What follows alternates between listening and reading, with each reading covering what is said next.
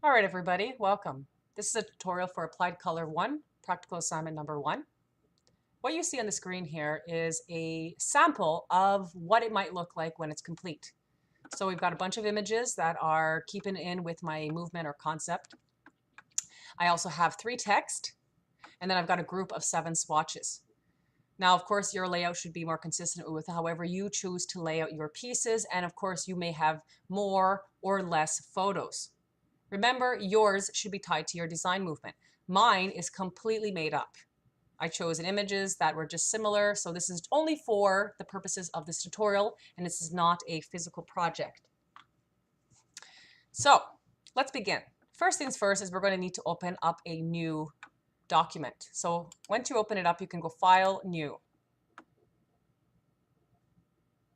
You'll get a screen like this. So there's a bunch of options here. We can automatically fill in our details here.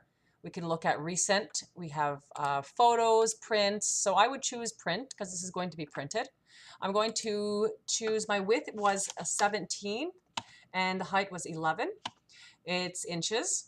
The resolution is always usually at 300. When things are being printed, 300 is a sufficient resolution. So, and that's what they ask for our assignment. So this is good. The color mode, RGB, is for digital printing or digital copies like websites if you're posting it there. But we are expected to print this for our client. Even though we're sending a PDF copy, it would be often sent to the printer. So CMYK stands for cyan, magenta, yellow, black. Those are the colors that are used for printing. And 8-bit will stay as is, so everything's fine. Now let's press create. And this is the size of our document. Now, first things first, like my original document, you see these green lines or cyan lines? Those are the guides. I want to put those there to mark off the margins. So I'm not going to go outside those boundaries. So to get those guides, you have to grab or click onto the rulers. So the ruler is above here. We've got a horizontal ruler at the top and my vertical on the left side. So grabbing onto the ruler, I can drag it down, and using the rulers, I can, and even see, it tells you how much you are moving down. So it's not super precise, but that's fine. I just need to be about 1/2 inch and drag it all the way to the other side. So pretty much I have a 1/2 inch margin frame all the way around my document. This margin does not print, it's invisible. They're just guidelines.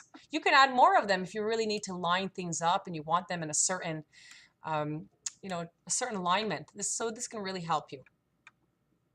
If you want to get rid of them, you could easily grab them and drag them. Whoa, I'm in my hand. I have the hand tool, so I'm going to move to the marquee tool, which is this guy here. So then I'm able to grab these guides and pull them back to where they came from, and they disappear. So here's my document. Now, first things first, let's look at how to embed an image. So I'm just on a double click on my layers here. So my layers panel is right here. And just similar to AutoCAD, we have multiple layers. So every time we put a new object on this document, it will be on its own new layer. And that's done automatically. And we'll see that there'll be a big list of layers. Just like my other example, we've got a list of layers, which allows us to target specific elements that are on the drawing. And we can shut them off. We can edit them individually, but don't have to worry that they build up like this. So that's the layer. I'm going to double click the background and press OK, and then you'll see it disappears the little lock. So this is the first layer. That's fine. It can stay as is. First thing, let's put some images in. So remember, you should have your images already by this point. I am going to take this file, and we go to Place Embedded. Some of you might just have Place, but Place Embedded is the same thing. So looking for on my desktop where I placed all my photos, I'll grab one. I'll grab the interior space first. So it automatically appears like this. So right now we are in the photo mode.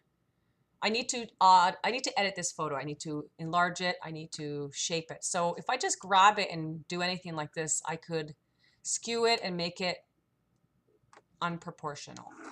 Screw up the proportions there. So undo. I am going to stretch it, but I'm going to stretch it proportionally. To do that, you need to press the Shift button. So before I drag my corner out, hold down the Shift button, and then I can drag this image and increase the size. Whoops. I actually let go of my Shift button before I let go of my mouse, and that's why I did that. Now to go back, I want to undo this mistake.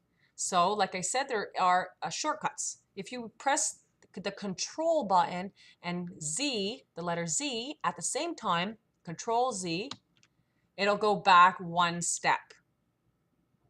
If you need to go back much further, you can go to what they call the history panel. So in the windows, if you click on the windows up here, this list of all different windows, these windows usually appear independently and off to the left, sorry, the right-hand side of the screen. So all these windows here can be found in there under the Windows drop-down menu. So what we're looking at, history, it's right here. It's clicked already. So right here is the history, and this pretty much, whoop, it's doing that because I'm actually still in my photo option mode. So I have to get out before I can click on history. But the history here shows you a list of all the steps you've done already. If you want to go back multiple steps, 5 steps, you can click on where you are in this list and it'll bring you back. So that's to go further than what I've done with Control Z. So let's stretch this. Hold down the Shift button, stretch the image, let go with the mouse, let go of Shift, boom, it's there. If I'm happy with this, I could press Enter and it will accept the photo.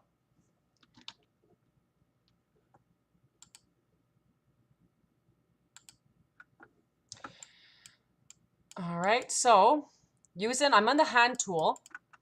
To move this image, I have to be on the marquee tool, which is up here. It has the arrows in all the directions. This is the move tool, and now I can drag it. And I can line it up with my margin.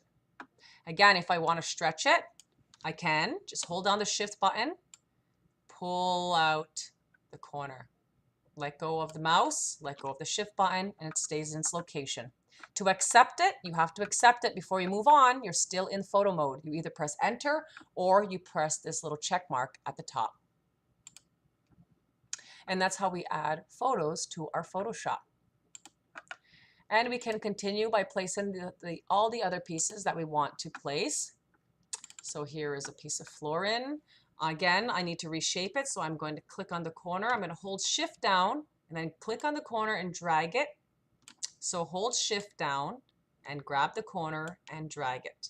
Let go of your mouse, let go of your Shift button, and you're good. And if I'm okay with that, I can click the little check mark on the top there. Which actually, I'm just going to put it down a little more, and check mark accepts the photo. Notice I've got 2 layers. Each one has the photo, their own photo. So again, I can continue, and you'll do that with all your photos. Now, the one good thing about the shops or this Photoshop and the guides, you can move objects around, accept it. You can move these objects around and, whoops, accept it or escape. Using the marquee tool to move this around. Notice there's those little pink lines that show up. Those are guidelines to help you make sure things are aligned. You can line them up with the neighbor in photos. You can line them up. So they just show you different distances, things like that. So there's my photos. And again, you can move them around as you need to. Let's put some words in here now. So first, using the type tool, which is right here, click on that.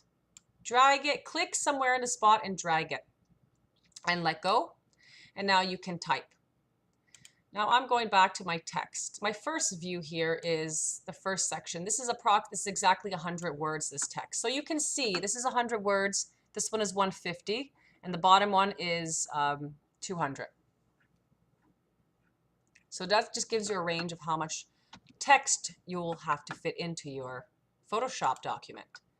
So I was able to copy and paste that text directly into this box. To do that, you need to copy your text. So I was able to here highlight my text and I pressed the button Control and C at the same time. Control C holds down, it copies the text. Then I go to Photoshop and I pressed Control V to paste the text. Now it's all there. I'm going to pull down my thing to make sure that all the text is there. Notice the text is a little bit tight. So I'm still in text mode.